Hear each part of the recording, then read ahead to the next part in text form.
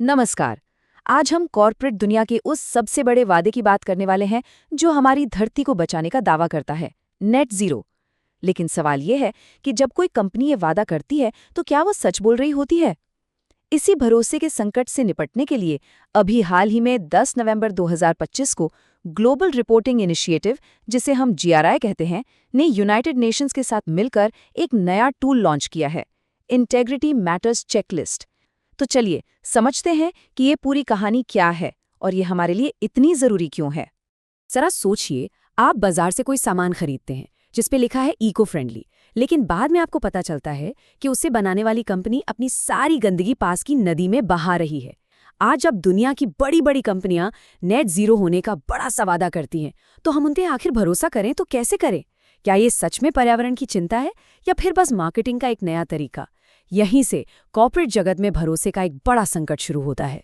हम आज एक ऐसे दौर में जी रहे हैं जहां क्लाइमेट चेंज को लेकर वादों की तो जैसे बाढ़ आ गई है, लेकिन उन वादों की सच्चाई पर एक गहरा शक भी है। कंपनियां बहुत शानदार सस्टेनेबिलिटी रिपोर्ट्स छापती हैं, लेकिन जमीनी हकीकत कुछ और ही कहानी कहती है। ये वादों और असलियत के बीच एक बहुत बड़ी खाई बन चुकी है। और सच कहूं तो यही आज की सबसे बड़ी चुनौती है। वादों की एक ऐसी सुनामी है जिसमें सच क्या है और झूठ क्या, इसका फर्क करना ही मुश्किल हो गया है। और इसी भरोसे के अकाल को खत्म करने के लिए एक नए ठोस उपाय की जरूरत महसूस हुई। देखिए, इस समस्या की जड़ें काफी गहरी हैं। पहली बात तो ये कि नेट जीरो का मतलब क्या है, इसकी कोई एक साफ परिभाषा ही नहीं है। हर कंपनी अपने हिसाब से इसका मतलब निकाल लेती है। दूसरी दिक्कत, रिपोर्टिंग के तरीके इतने अलग अलग हैं कि आप दो कंपनियों की तुलना कर ही नहीं सकते, और यहीं से ग्रीन वॉशिंग का खेल शुरू हो जाता है। मतलब पर्यावरण का दोस्त होने का बस दिखावा करना। और जब कोई जवाबदेही ना हो तो असली काम कितना हुआ ये मापना लगभग नामुमकिन हो जाता है। तो इस भरोसे के संकट का समाधान क्या है? यहीं पर हमारी कहानी का हीरो सामने आता है, integrity matters checklist.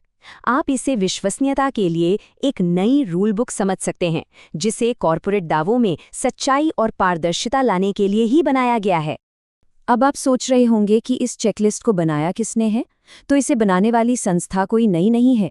Global reporting initiative यानी जीआरआई साल 1997 से काम कर रही है। ये एक आज़ाद अंतर्राष्ट्रीय संस्था है जो सस्टेनेबिलिटी रिपोर्टिंग के लिए दुनिया में सबसे ज़्यादा इस्तेमाल होने वाले स्टैंडर्ड्स बनाती है।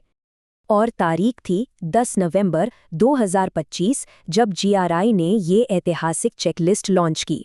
और सबसे ज़रूरी बात यह है कि इसे यूनाइटेड नेशंस का पूरा समर्थन हासिल है, जो इसे एक ग्लोबल पहचान और गंभीरता देता है।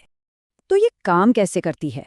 प्रक्रिया बहुत सीधी सादी है। देखिए, सबसे पहले यूनाइटेड नेशंस के एक हाई लेवल एक्सपर्ट ग्रुप, जिसे HLLG कहते हैं, ने 10 नियम बनाए कि भाई एक सच्चे नेट जीरो वादे में क्या क्या होना चाहिए। फिर जीआरआई ने इन नियमों और अपने रिपोर्टिंग स्टैंडर्ड्स के बीच एक पुल बना दिया। अब कंपनियां इस चेकलिस्ट का इस्तेमाल करके ऐसी रिपोर्ट बना सकती हैं जो पारदर्शी हो, जिसकी सच्चाई जांची जा सके और जिसकी दूसरी कंपनियों से तुलना भी की जा सके। लेकिन एक मिनट, क्या हर रिपोर्टिंग एक जैसी होती है? नहीं, सस्टेनेबिलिटी को देखने के दो मुख्य नजरिए हैं और दोनों का मकसद बिल्कुल अलग है। ये समझना बहुत जरूरी है। जीआरआई ये देखता है कि एक कंपनी की फैक्ट्री से जो धुआं निकल रहा है, उसका वहां रहने वाले लोगों की सेहत पर क्या असर पड़ रहा है। ये है समाज पर असर। वहीं दूसरी तरफ ISS भी ये देखेगा कि अगर सरकार प्रदूषण पर कोई नया टैक्स लगा दे तो उस कंपनी के मुनाफे पर क्या असर पड़ेगा। ये है पैसों पर असर। तो जीआरआई का दायरा बहुत बड़ा है। वो समाज और पर्यावरण को देखता है, जबकि ISSB का फोकस सिर्फ निवेशकों और कंपनी की बैलेंस शीट पर होता है। अब देखिए, क्लाइमेट चेंज की लड़ाई सिर्फ धुआं कम करने तक सीमित नहीं है। अब इसका फोकस इस बात पर भी है कि भाई जब हम कोयले की खदानें बंद करके सोलर प्लांट लगाएंगे तो उन खदानों में काम करने वाले लाखों मजदूरों का क्या होगा, उनके परिवारों का क्या होगा। इसी सवाल का जवाब है जस्ट ट्रांजिशन या न्याय संगत परिवर्तन।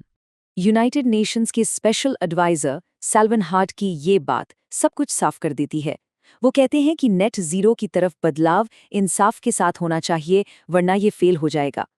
इसका सीधा मतलब है कि अगर इस बदलाव में हमने मजदूरों, किसानों और आम समुदायों को पीछे छोड़ दिया तो हमारा पूरा मिशन ही नाकाम हो सकता है।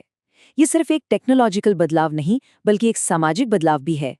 तो आखिर में सवाल ये उठता है कि ये चेकलिस्ट बस एक और कागजी कार्रवाई तो नहीं है, ये इतनी जरूरी क्यों है? इसका जवाब रिपोर्टिंग से आगे असल एक्शन में छिपा है। इस चेकलिस्ट के कई बड़े फायदे हैं। 1. ये जवाबदेही के लिए एक साफ पैमाना तय करती है। 2. ये निवेशकों को सही फैसले लेने के लिए जरूरी डेटा देती है। 3. ये पेरिस एग्रीमेंट जैसे बड़े ग्लोबल लक्ष्यों को पाने में मदद करती है। और शायद सबसे बड़ी बात, ये कंपनियों को अलग अलग रिपोर्टिंग की उलझन से बचाकर उनकी रिपोर्टिंग की थकान को कम करती है, ताकि वो कागजों से ज्यादा असल काम पर ध्यान दे सकें। स्ट्रैटेजी डिपार्टमेंट से लेकर ऑपरेशंस, एचआर और फाइनेंस तक हर टीम इसका इस्तेमाल करके अपने काम को क्लाइमेट के लक्ष्यों के साथ जोड़ सकती है। तो हम आखिर में इसी सवाल पर आके रुकते हैं। अब जब हमारे पास ईमानदारी को मापने की एक नई रूल बुक है, तो क्या कॉरपोरेट जगत के वादे वाकई जमीन पर उतरेंगे? क्या उनकी महत्वाकांक्षा और हकीकत के बीच की खाई अब भर पाएगी? देखिए, इसका जवाब तो वक्त ही देगा, लेकिन ये चेकलिस्ट यकीनन सही दिशा में उठाया गया एक बहुत बड़ा और जरूरी कदम है। अगर ये वीडियो आपको पसंद आया हो तो लाइक जरूर करें, शेयर करें उन दोस्तों के साथ जिन्हें यूपीएससी, लॉ या जनरल नॉलेज की तैयारी करनी है। और हाँ, सब्सक्राइब करें। आप अपने सुझाव या सवाल नीचे कमेंट में लिख सकते हैं। यूपीएससी एंड कॉम्पिटिटिव एग्जाम की गाइडेंस या मेंटरशिप के लिए संपर्क करें। Our contact information is given in description. धन्यवाद। मैं हूं कृणाल ठाकुर। मिलते हैं अगले भाग में। जय हिंद।